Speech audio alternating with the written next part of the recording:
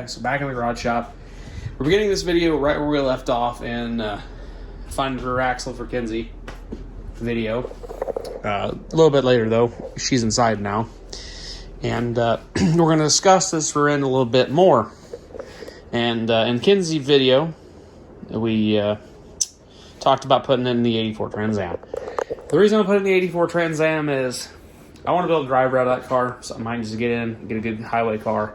The 273 behind the 6-speed in that car would be an excellent highway interstate gear. So I think that's the route we're going to go. I don't think I'm going to clean it up a lot. I'm basically going to put bushings, everything, make the brakes and stuff functional, obviously.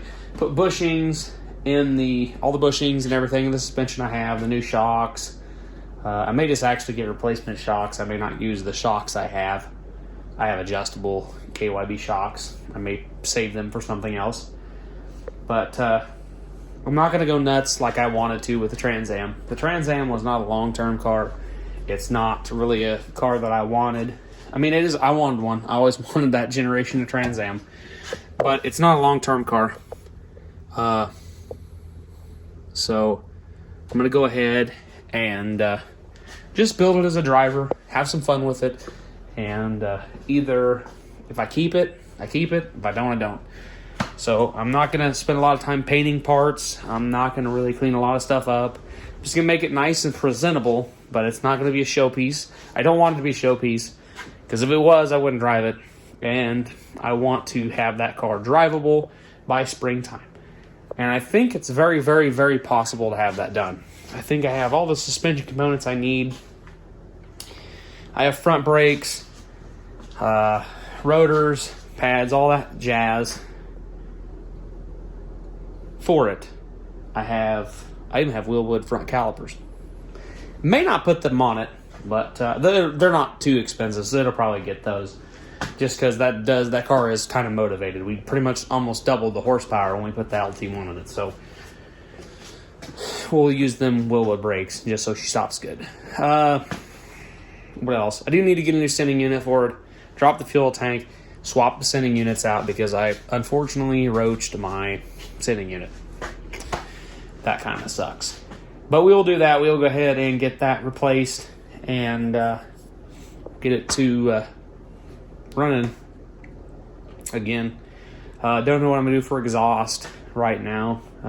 It runs just fine with the Y pipe dumping out anyways. I'm going to build, I think I want to do like a NASCAR style tip exit.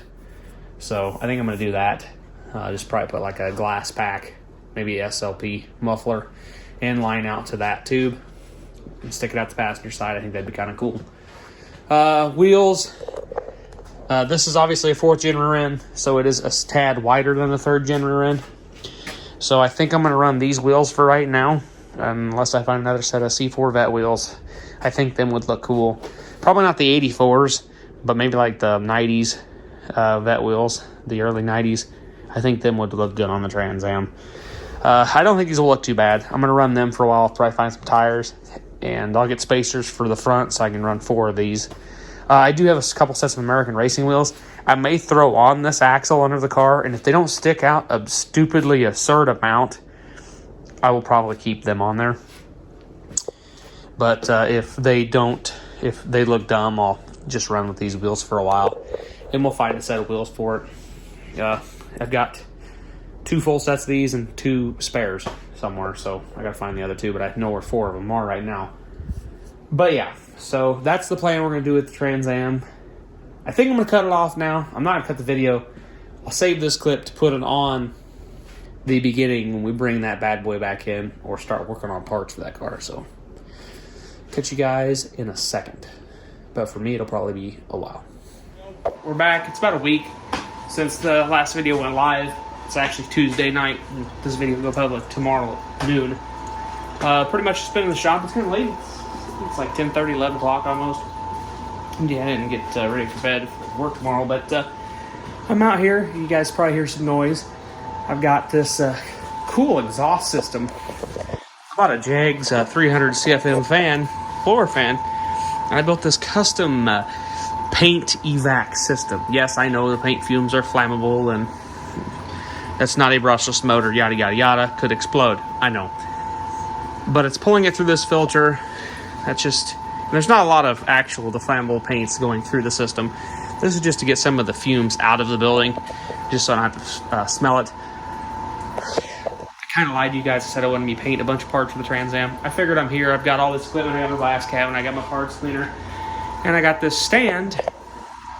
So I might as well paint some stuff. AKA my stand is my over-the-top creeper that I have slid all the way up and works really good for this, especially with my custom vent fan. This is just 20 by 25 by 4 furnace filter that I got gave to me, so there's no money on that. The box is just a box. The heater or the dryer vent hose is the stuff I bought for my exhaust fan system. I bought this fan a long time ago with this and the Y for I wanted to build an exhaust for engines and cars. I could put it over their exhaust pipes and run them in here while the door was closed.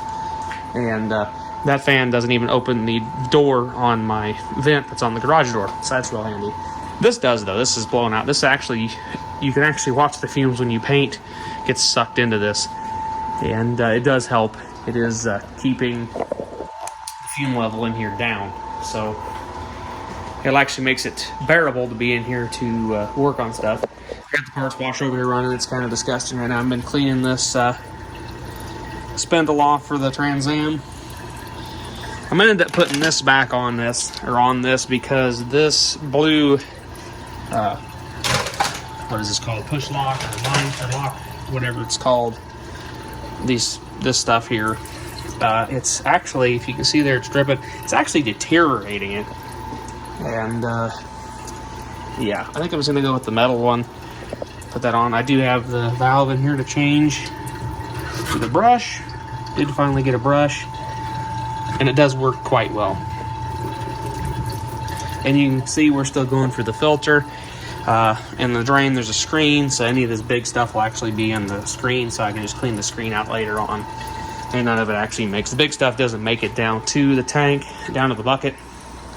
Then eventually that's going to be a barrel, a 16-gallon barrel, but I haven't come across another 16-gallon barrel to use yet, so right now it's just working with this. So it works pretty good.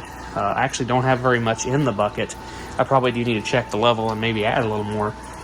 But yeah, it's just pumping it from the bottom of that bucket up through the filter, and it's actually doing really good work and keeping this fluid very clean. So very happy with that. Might as well do a couple tool updates while we're here.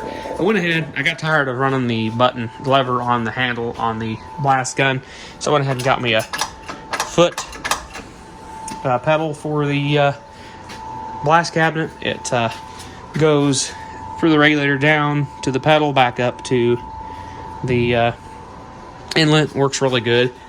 Just zip tied the handle on the gun. You can kind of see it.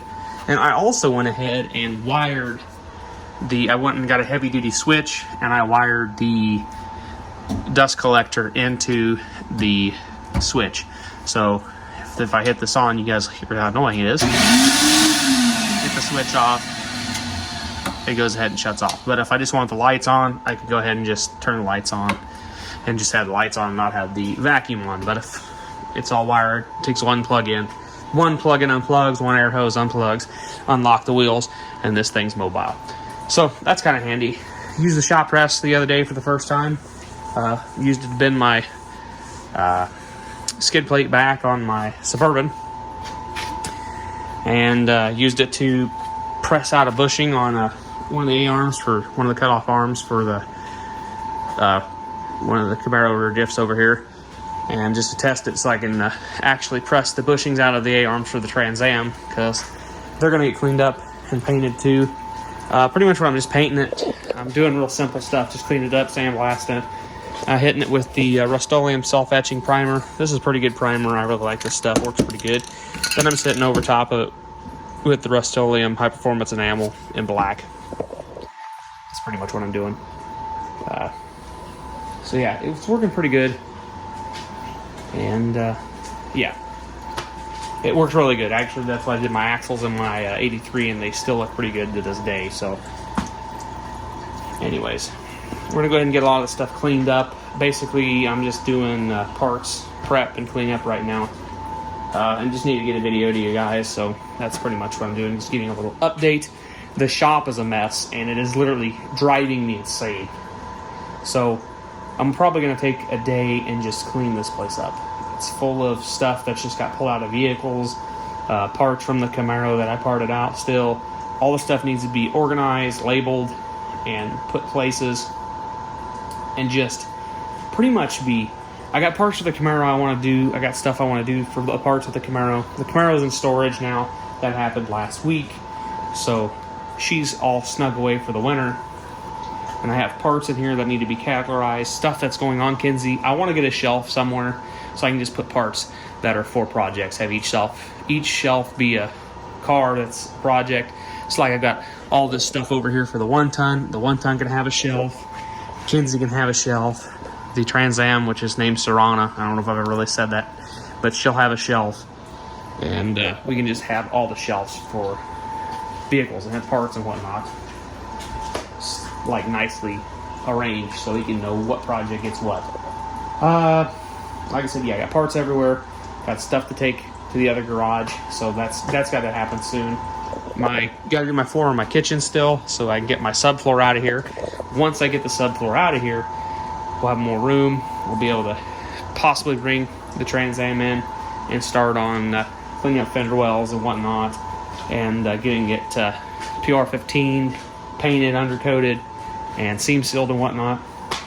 Not in that order, but we'll get all that stuff done so we can start getting suspension back underneath it, get brakes, get it drivable, and everything. So, yeah, that's what we're doing in the shop.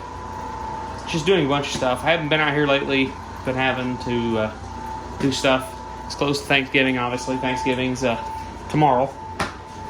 So, happy Thanksgiving to everybody that's watching this on Wednesday and Thursday. So, yeah. I'm going to get back to work for a little bit and then head inside. So, we'll catch you guys in the next one. Have a good rest of your day. If you're watching this before Thanksgiving, happy Thanksgiving. If you're watching this after Thanksgiving, hope you guys have a Merry Christmas when that comes up. So, we'll catch you guys in the next one.